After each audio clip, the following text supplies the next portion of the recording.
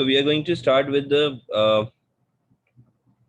question number 11 of the booklet. I hope कि आप लोगों के पास वो booklet पहुंच चुकी होगी अब तक. इसके अंदर हमारे पास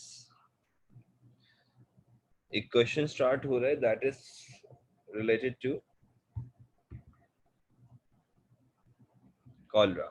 Cholera is a disease caused by bacterium Vibrio cholerae, and they're talking about the symptoms of the disease. Then the disease symptoms are caused by a toxin produced by bacterium interacting with the proteins in the cell surface membrane of epithelial cell in the human intestine. The cholera toxin is a protein and is composed of two subunits A and B, and subunit A is made from one polypeptide and subunit B is made from five identical polypeptide structures. Okay. So for like this particular part, it's एक structure इन्होंने आपके पास mark कर दिया है S के नाम से, और वो clearly you can see that it's a helical structure. और जब भी प्रोटीन की बात होती है और हेलिक्स आता है तो उसको हम लोग अल्फा हेलिक्स कहते हैं, यानी कि वो स्ट्रक्चर होता है सेकेंडरी स्ट्रक्चर. ठीक है, तो यहाँ पे इन्होंने एक सेकेंडरी स्ट्रक्चर मार्क कर दिया है. ठीक है, और दूसरे पे वो अगर आप बात करते हो कि भाई किस तरह का स्ट्रक्चर यहाँ पे वैसे बताया हुआ, उन्होंने बोला कि जो पार्ट बी है वो आपके पास, पार्ट ए है वो वन पॉलीपेप्टाइड चेन है, पार्ट बी जो है वो आपके पास फाइव आइडेंटिकल हैं, लेकिन है वो फाइव डिफरेंट पॉलीपेप्टाइड्स. ठीक है, जो कि आपस में इंटरलिंक हुए होंगे somehow. Now what the question they are asking over here is the level of structure that is only shown by a protein that has more than one polypeptide chain. In fact अगर tertiary होता है ना तो भी उसमें सारे bond मौजूद हैं, लेकिन अगर वो एक से ज्यादा टर्शरी स्ट्रक्चर हो जाए या अगर सेकेंडरी और एक से ज्यादा सेकेंडरी स्ट्रक्चर हो जाए और हो वो डिफरेंट पॉलीपेप्टाइड्स के अंदर, तो वो कहलाता हमेशा क्वाटनरी ही है. तो इसी लिहाज से यहाँ पर जो आपके पास स्ट्रक्चर आ रहा है ये भी आपके पास कहलाएगा क्वाटनरी स्ट्रक्चर. ठीक है जी, वालेकुम सलाम बेटा. अच्छा, the part labelled as S, that is, मैंने अभी थोड़ी देर पहले ही बात बोली थी कि यार ये क्या दिख रहा है आपको, ये दिख रहा है अल्फा हेलिक्स स्ट्रक्चर. ठीक है, अच्छा जी. And then what we have got over here for question number 12 is polysaccharides are synthesized by condensation reaction between monosaccharides or disaccharide subunits that are monomers. Name the type of bond formed when the polysaccharides are synthesized. कौन सा bond बनेगा जब polysaccharide synthesise होते हैं? तो यार ये तो भाई बड़ा सिंपल सा, कार्बोहाइड्रेट के स्ट्रक्चर की अगर बात हो रही है और उसके अंदर अगर आपने पॉलीसेकेराइड बनाना है और आपने बॉन्ड जोड़ना है उसके अंदर, तो उसके अंदर एक ही बॉन्ड जुड़ता है, वो है glycosidic linkage.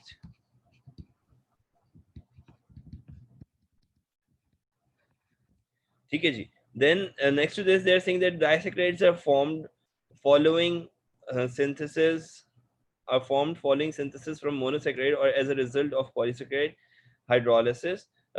Cellobiose, maltose, sucrose, trehalose are four different disaccharides found in nature. Figure 4.1 shows the molecular structure of these saccharides. अब मेरी एक बात सुनना, ये बात पास पेपर के हवाले से हमेशा बताई जा रही होती है, लेकिन होता क्या है कि उमूमन हमें जो है ना वो वैसे इसके स्ट्रक्चर्स याद नहीं रहते. ठीक है, लेकिन ना हमें पढ़ाए जाते हैं.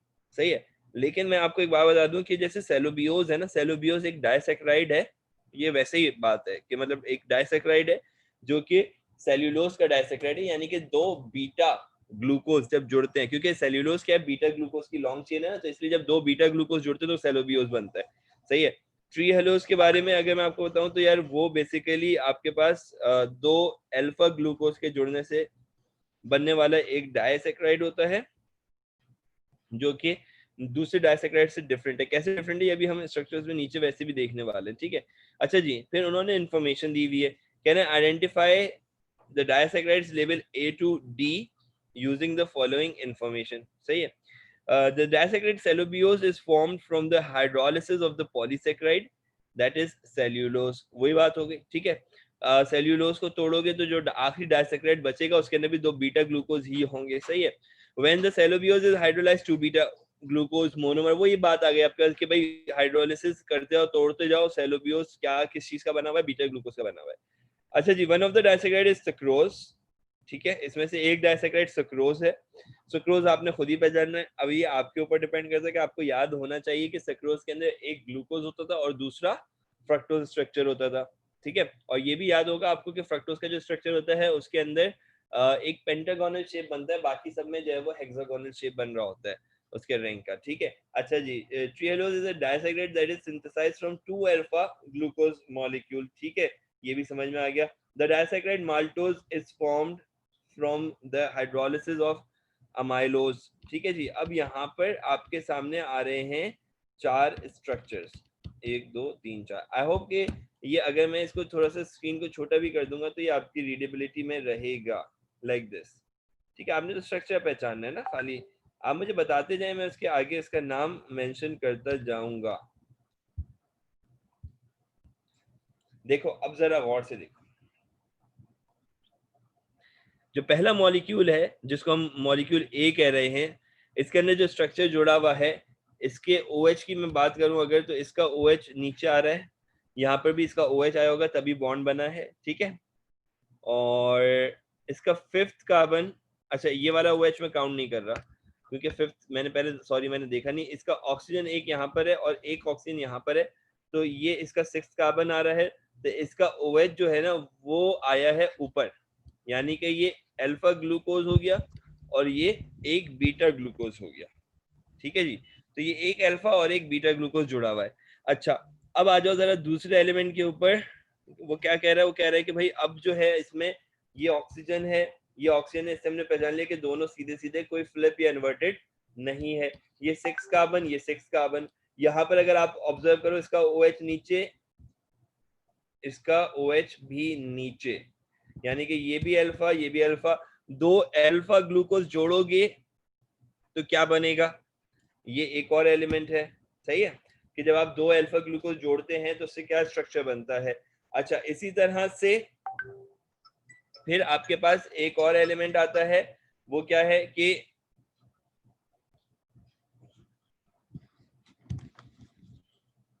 यहाँ पर अगर आप स्ट्रक्चर ऑब्जर्व कर रहे हो तो इस स्ट्रक्चर के अंदर आपके पास ऑक्सीजन ये आ गया, 6 कार्बन ये आ गया, इसका ऑक्सीजन ये आ गया, इसका 6 कार्बन ये आ गया।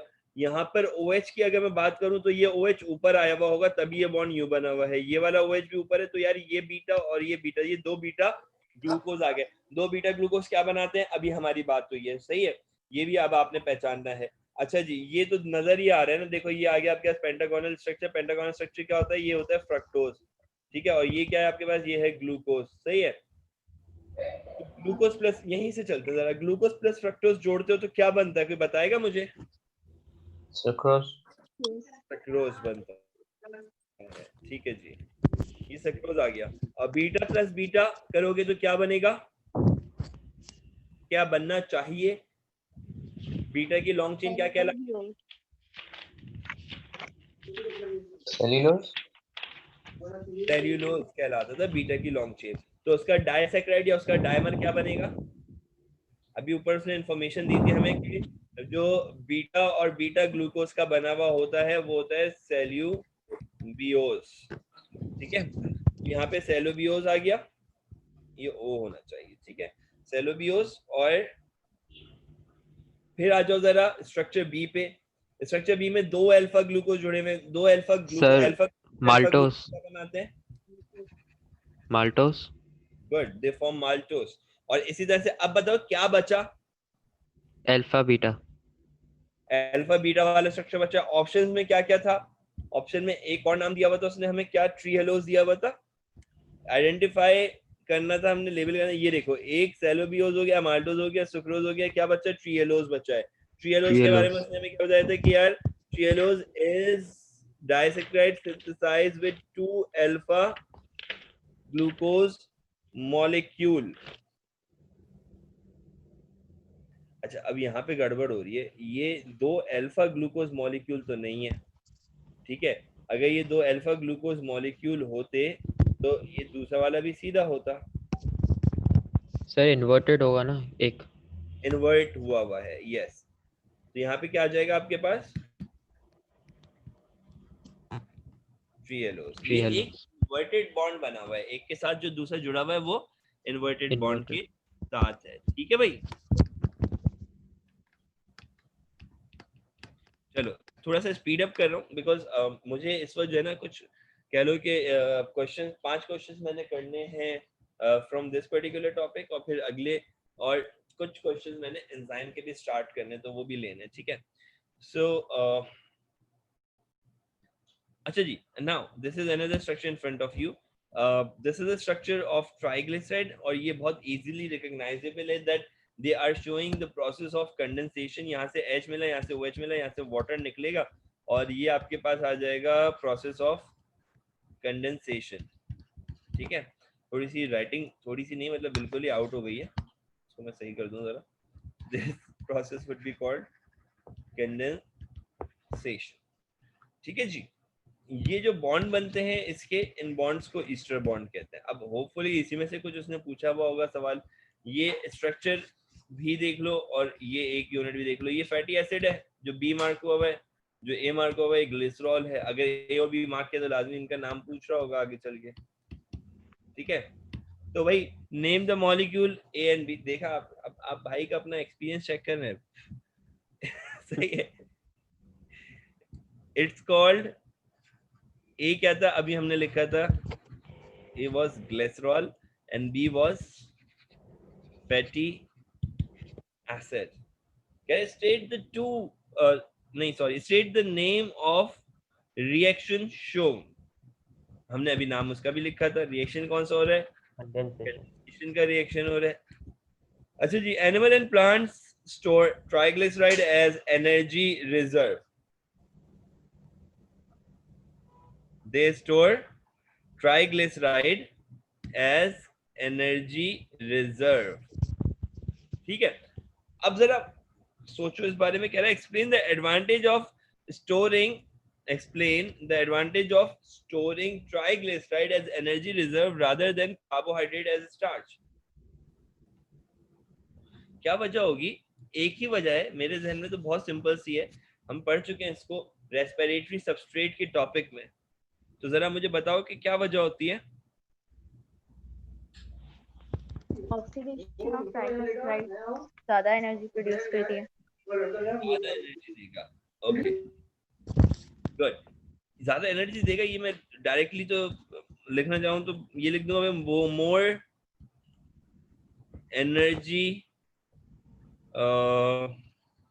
Can be released out of it. ठीक है, मोर एनर्जी रिलीज्ड या मोर एनर्जी स्टोर्ड कह लो। सही है,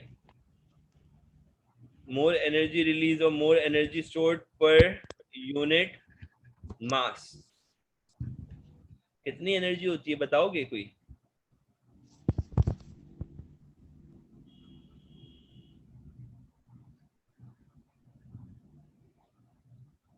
हाँ भाई, क्या बताएगा कितनी एनर्जी पड़ी थी हम लोगों ने? अगर याद हो कुछ 38 पॉइंट समथिंग कुछ पड़ा था कि भाई लिपिड मॉलिक्यूल जब टूटते हैं तो वो एनर्जी देते हैं 38.5। I am not sure exactly, मुझे भी याद नहीं पड़ा, लेकिन कुछ ऐसे ही था, अराउंड समवेयर 38 के थे हम लोग। 38.5 किलो जूल पर यूनिट मास, पर ग्राम कर लो, पर ग्राम ही पढ़ा था हम लोगों ने। ठीक है, अच्छा जी, अब देखो आगे चलो। इसके लिए एक टर्म यूज होती है, एक टर्म बहुत स्पेसिफिकली यूज होती है, उस टर्म के बहुत जबरदस्त मार्क्स भी होते हैं। आप कह देंगे lipid has high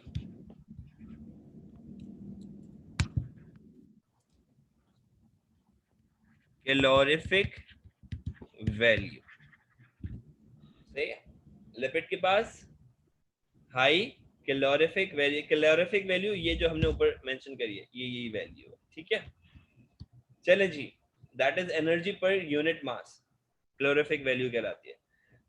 Okay, over consumption of fat in diet may lead to obesity. State how it is determined whether a person is sufficiently overweight to be classed as obese.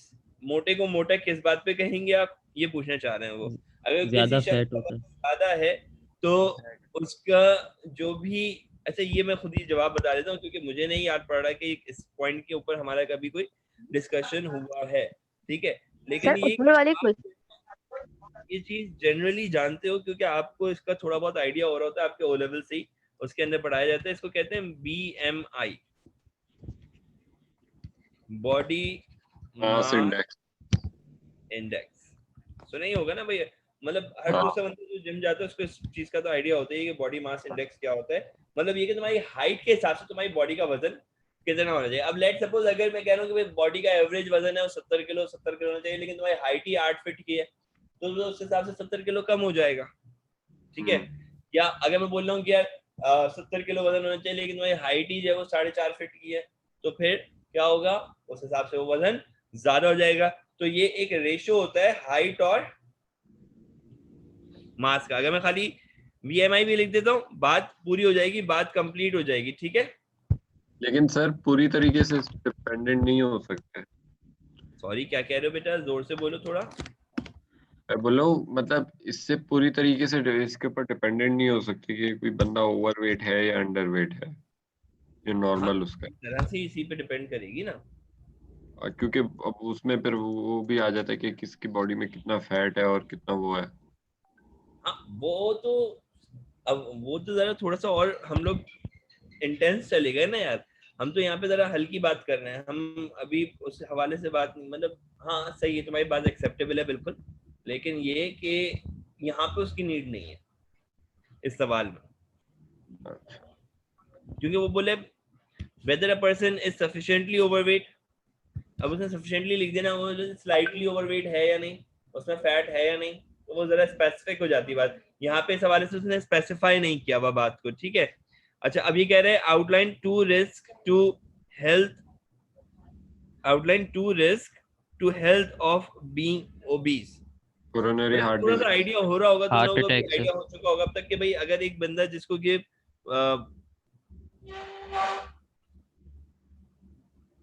Okay ठीक है, heart disease हृदय, okay मैं यही पढ़ रहा था, बोला तुमने पहले क्या लिख दिया, हार्ट दूध, okay its heart disease. Sir heart attack नहीं लग सकते? यार हार्ट अटैक मतलब क्या अच्छी टर्म लग रही है तुम्हें लिखने के लिए, खुद बताओ।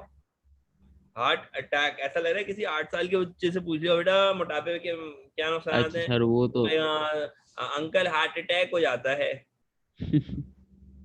वो वाला मामला हो जाएगा समझ रहे हो। तो हार्ट डिजीज लिख दो, कॉरोनरी डिजीज लिख सकते हो, और respiratory problem. Respiratory problem. Cardiovascular disease लिख सकते हो, रेस्पिरेटरी प्रॉब्लम।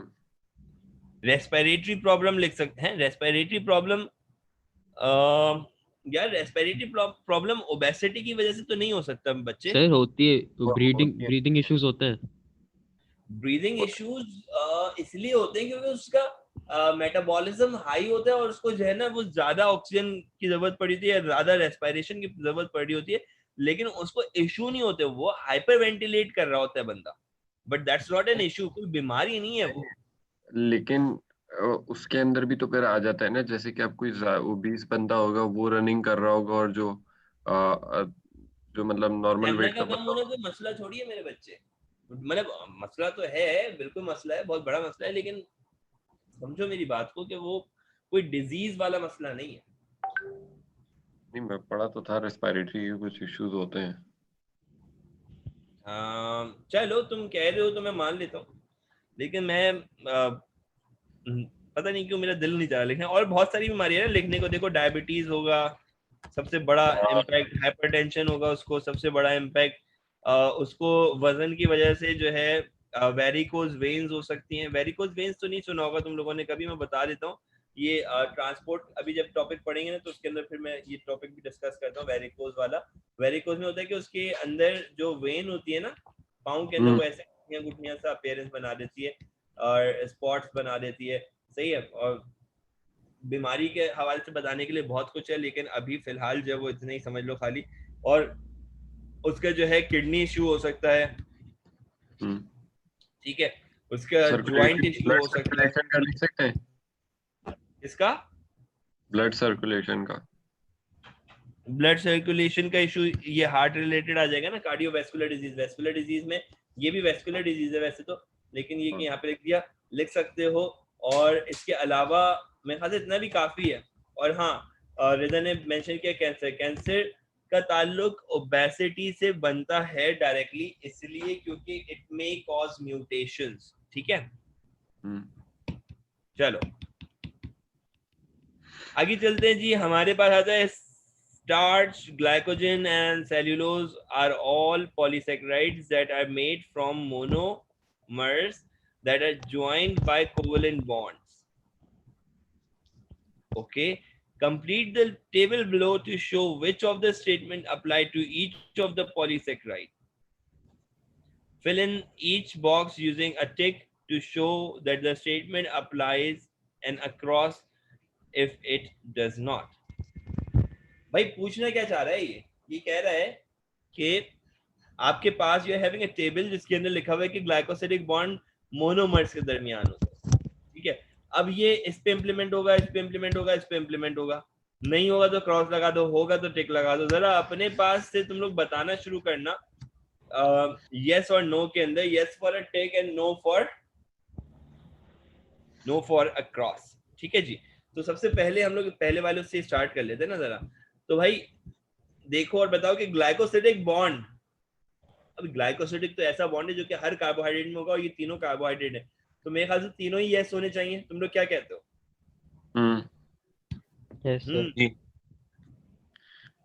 तो भाई यहाँ पे तीनों हो गए, सही है। ठीक है Junaid, that is saying monomer is beta glucose. Monomer नहीं। इज बीटा ग्लूकोज किसके लिए है? यहाँ पे तो स्टार्च तो Cellulose. अल्फा का बना हुआ था, amylose structure, Cellulose. Glycogen amylopectin का, अमाइलोज और अमाइलोपेक्टिन दोनों के अंदर अल्फा ग्लूकोज होता है। सेल्यूलोज बचा सर खाली, यहाँ पे सेल्यूलोज, टिक लगाएंगे, बीटा बाकी ग्लूकोज। सेल्यूलोज। यस, सेल्यूलोज का मोनोमर बीटा ग्लूकोज है और बाकी सबका मोनोमर अल्फा ग्लूकोज है। ठीक है, कह रहे स्टोर्ड विद इन क्लोरोप्लास्ट। अभी अजीब सी बात कर दी है इसने, क्लोरोप्लास्ट के अंदर स्टोर होता है। Cellulose cytoplasm. सेल वॉल बना रहा है, सेल्यूलोज नहीं होगा। ग्लाइकोजन तो लिवर और मसल में होता है, प्लांट में होता ही नहीं है, मतलब होता होगा I'm not स्टार्च sure, होगा।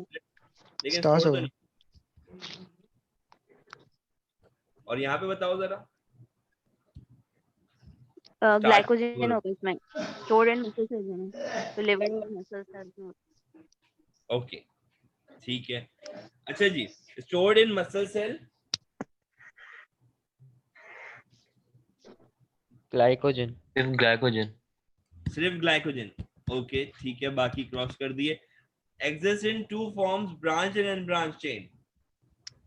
Glycogen और cellulose. Glycogen cellulose. ग्लाइकोजन और सेल्यूलोज, स्टार्च में होगा। one होता है ग्लाइकोजन होगा और दूसरा और स्टार्च। स्टार्च। अच्छा, ग्लाइकोजन और सेलुलोज नहीं होगा और स्टार्च होगा। गुड, जबरदस्त। ठीक। अब जरा इसको क्लियर कर लो जरा, स्ट्रक्चर वाइज भूल जाते हैं ना जरा असल में आप लोग। ग्लाइकोजन में आपके पास सिर्फ अमाइलोपेक्टिन होता है, सिर्फ ब्रांच स्ट्रक्चर होता है, याद आया? स्टार्च में आपके पास हेलिकल भी बन सकता है और ब्रांच भी बन सकती है। सेल्यूलोज में सिर्फ आपके पास फाइबर्स होते हैं, लंबे लंबे, कोई ब्रांच नहीं होती, हाइड्रोजन बॉन्ड से जुड़े हुए होते हैं वो आपस में। ठीक है गाइस, आगे बढ़े। Yes sir. Okay, a solution of the enzyme amylase was added to a solution of starch and kept at 25 degrees centigrade. The starch was broken down by hydrolysis.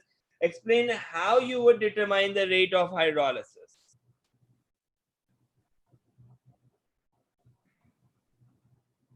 हाँ भाई बताओ जरा कैसे सर इसके लिए तो ग्राफ बनाना पड़ेगा। है, वो ग्राफ की तो जगह दी भी नहीं है भाई उसने। सो वर्डिंग्स का नहीं पता मुझे। सर स्टार्च का जब हम टेस्ट करेंगे उसके साथ हम एक टाइम इंटरवल उसका ले लेंगे। सही है, ठीक है, विल टेक टाइम क्योंकि rate of इंटरवल। hydrolysis है ना। मैं आवाज बेटा हानिया बहुत हल्की आ रही है, थोड़ा सा लाउडली बोलोगे? स्टार्च का जब हम टेस्ट करेंगे, क्योंकि रेट ऑफ हाइड्रोलाइसिस पूछा है, इससे हम टाइम इंटरवल्स ले लेंगे। ठीक है, जैसे कि हमने पर मिनट रख लिया, या हाँ, पर सेकंड तो खैर बहुत ही गंदा हो जाएगा, पर मिनट रख लेते हैं, या पर 5 मिनट्स। ठीक है, ओके। अच्छा जी, और क्या करेंगे फिर? हम चेक करेंगे कि उस आयोडीन टेस्ट से वो ब्लू टू ब्राउन कलर जैसे रिमेन सेम है या नहीं। आयोडीन टेस्ट करेंगे, कोई और सा भी कर सकते हैं। हमने डिटरमाइन क्या करना है, हमने पोटेशियम आयोडीन हाइड्रोलिसिस का टेस्ट रेट पता करेंगे। करना है, एक सॉल्यूशन था स्टार्च का। स्टार्च का है ना, तो हम आयोडीन टेस्ट पोटेशियम आयोडाइड नहीं करेंगे। ओके, आयोडीन टेस्ट कर लिया हमने, सारे जवाब तुमने ही दे देने है ना? हम्म, ओके भाई, और कोई ऐड करेगा कोई पॉइंट? अच्छा, कलर और चेंज बता दो जरा आयोडीन टेस्ट का।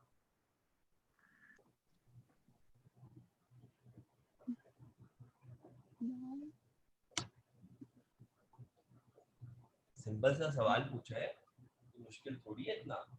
आयोडीन टेस्ट है, वो पता ही है उसका तो, वो तो हाँ, दिल में पड़ा हुआ है।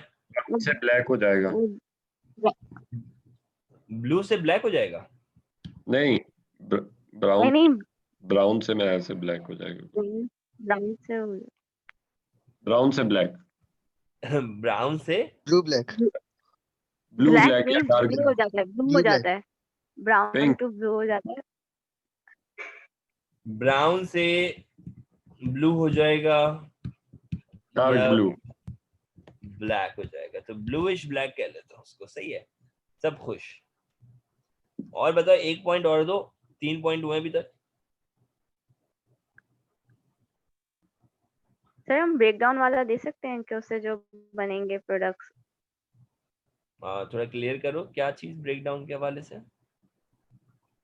जैसे स्टार्च को जब हम ब्रेक डाउन करेंगे तो वो ग्लूकोज बनाएगा एस, और ग्लूकोज मॉलिक्यूल, तो उसका फिर वापसी टेस्ट दे सकते हैं रिड्यूसिंग शुगर का। और 4 मार्क्स का है ना, तो ये कर सकते हैं। हम क्या करेंगे, हम वो मेरे ख्याल से जबी ने बताया था ना ग्राफ वाली बात, हम वो ग्राफ वाली बात फॉलो करेंगे। सही है, हम will plot a graph जिसमें x एक्सिस पे क्या लेना चाहिए हमें? Time. Time. Good, okay. y axis पे रेट ऑफ रिएक्शन। कैसे लोगे रेट ऑफ रिएक्शन भाई?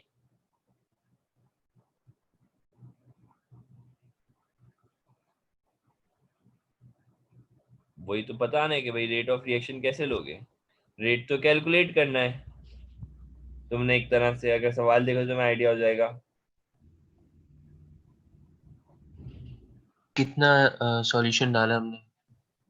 सोल्यूशन कलर कितना डाला? ओके, कलर चेंज इतना ऑथेंटिक नहीं होता, ऑथेंटिक वैल्यू नहीं होती कलर चेंज की।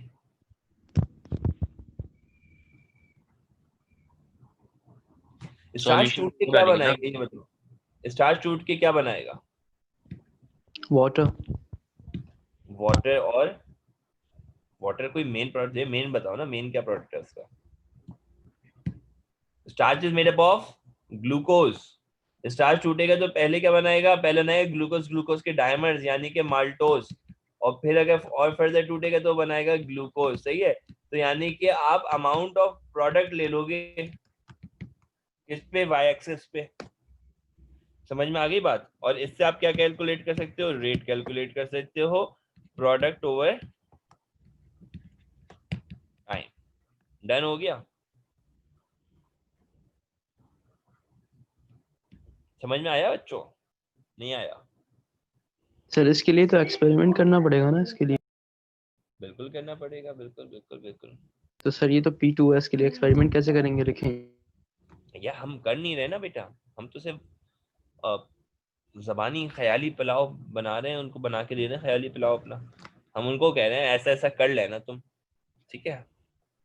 या हम ऐसा ऐसा करते अगर हमें रेट पता करना होता, समझ रहे हो बात को? We are not actually expressing it in actual words, we are actually using the things that will be that we can do in an experiment.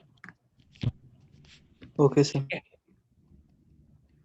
Okay guys, so this particular figure 2.1 shows a beta glucose molecule state how alpha glucose differ from, यार ये तो मतलब याद होगा आप लोग को, एक रूल करवाया था मैंने।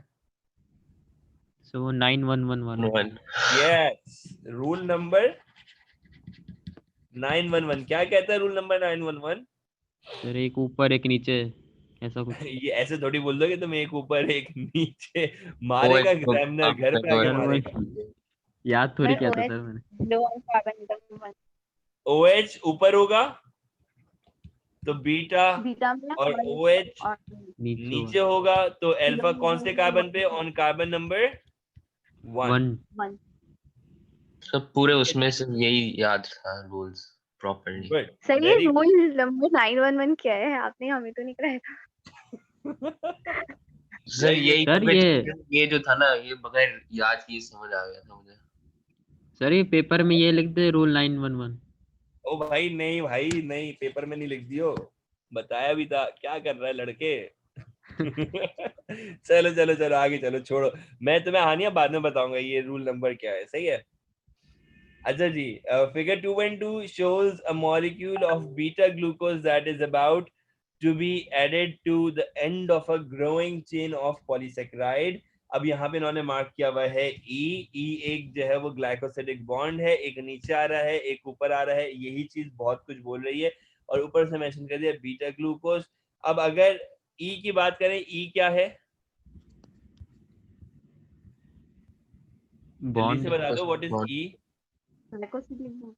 हाँ, अच्छा खासा लिखा हुआ भी है मैंने सामने, लेकिन फिर भी बस कंफ्यूजन है ना।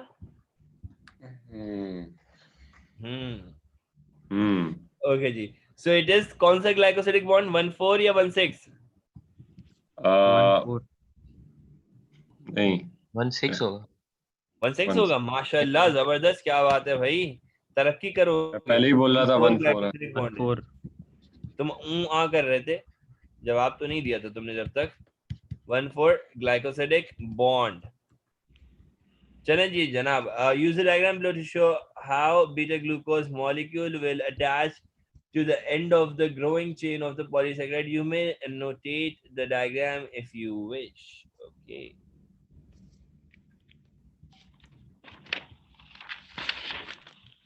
अरे इसके मार्क्स नहीं लिखे हुए इन्होंने।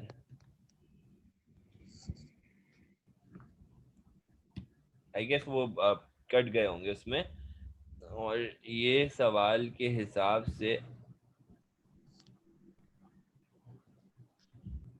कितने मार्क होना है? एक मार्क होगा, एनोटेट करना है ना खाली। तो सर इसके आगे बस एक बीटा ग्लूकोज लगाना है। लेकिन अगर ये बोले use a diagram to show beta glucose molecule will attach to the end of the growing chain of the polysaccharide, you may annotate the diagram. You may annotate the diagram. may का मतलब annotate के अलावा भी कुछ करना होगा if you wish. I guess ये वो होता है, सवाल होता है इसमें फिर नहीं क्रॉप हो गया होगा नीचे से, कुछ ऐसा चक्कर हुआ है क्योंकि ये पूरा नहीं आ रहा। चलो खैर, हम एक काम ही करते हैं कि हम दोनों लिहाज से कर लेते हैं कि अगर हमें वो लिखने को बोलते तो अगर लिखना होता तो क्या करते, और अगर वो एनोटेट करने को बोलते तो एनोटेशन कैसे होती। तो पहले एनोटेशन की बात कर लेते हैं। एनोटेशन में क्या करोगे आप?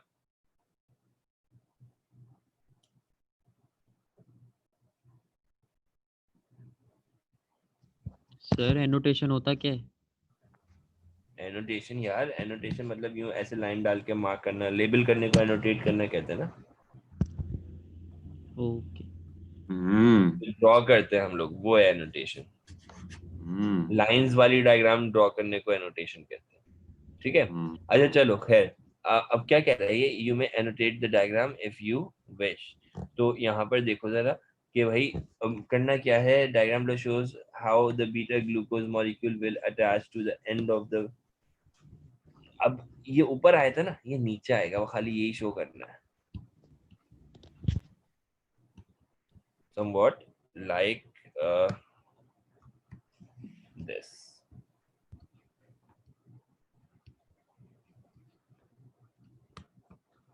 ठीक है जी, ऑक्सीजन दिखाना जरूरी तो नहीं है सर? क्या दिखाना है?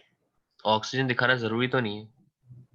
हाँ नहीं है, बट दिखा देंगे, क्या जा रहा है, हमारे पास तो वैसे एक्स्ट्रा पड़ा हुआ है, तो मसला नहीं है। सही है। चलो, name a polysaccharide that is formed entirely from beta glucose. ये तो ये रट चुका होगा अब तक तुम लोग, है ना? सेल्यूल सेल्यूलोज। बताओ। सेल्यूलोज। ओके, तो भाई फिर इसके बाद क्या जाएगा? इसके बाद आपके पास आता है, ये सवाल पढ़ो। A solution of starch was poured into 6 separate test tubes labeled F2K, and the test tubes were kept at 35 degrees centigrade for 5 minutes and then treated as shown in table 2.1. After further 30 minutes, the content of the test tube were tested for the presence of reducing sugar. What do you suggest, guys?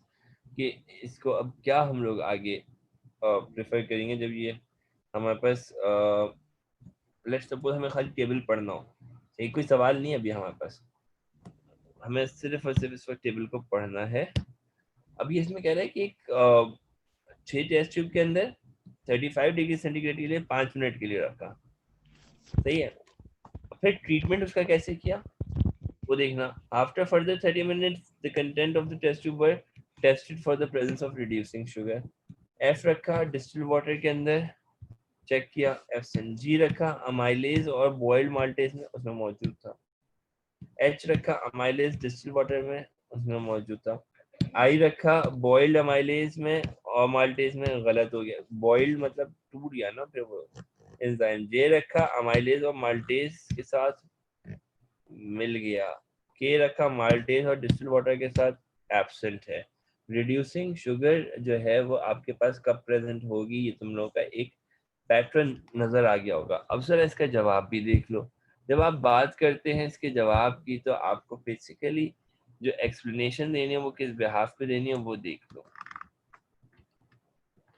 कह रहे कि explain करना है आपने result. Explain कैसे करोगे? आप कहोगे कि अमाइलेज असल बात है, असल की है अमाइलेज। अमाइलेज क्या करता है? हाइड्रोलिसिस करवाता है। किसकी करवाता है? स्टार्च की, of hydrolysis of STARCH, starch. और ये क्या देता है? ये देगा आपके पास माल्टोज। माल्टोज क्या होता है? माल्टोज होता है आपके पास reducing sugar, which is a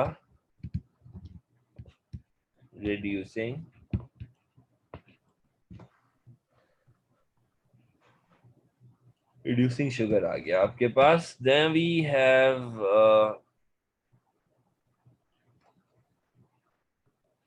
जब बॉईल करके डाला, जैसे कि मैं आई पे आ जाऊं, अगर बॉईल करके डाला बॉइल्ड अमाइलेज, तो अमाइलेज तो हो गया डी नेचर, ठीक है।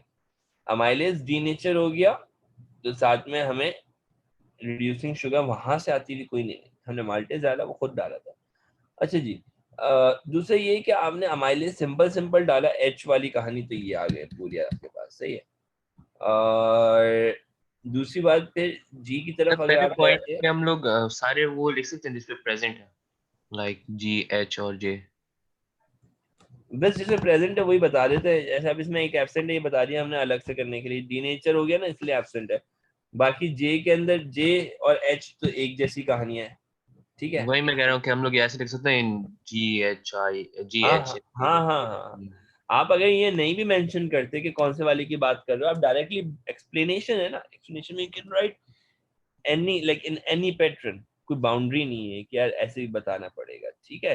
चलो आई गेस इतने पॉइंट्स काफी हैं, ठीक है। आगे चलते हैं। इसी तरह से हमारे पास आ जाता है इसका, आई गेस ये लास्ट पार्ट था, पहले ये 16 स्टार्ट हो गया, ठीक है जी। So will keep till here, ठीक है। हम यहाँ से आगे जो है अब अगले चैप्टर पे चले जाएंगे, वो है आपके पास एंजाइम, ठीक है। अच्छा एक और बात वो I need to discuss is कि ये एक पर्टिकुलर पार्ट, एक पोर्शन हो गया, सही। I will go for like 5 minutes और 10 मिनट्स ब्रेक, और फिर हम अगला स्टार्ट करेंगे।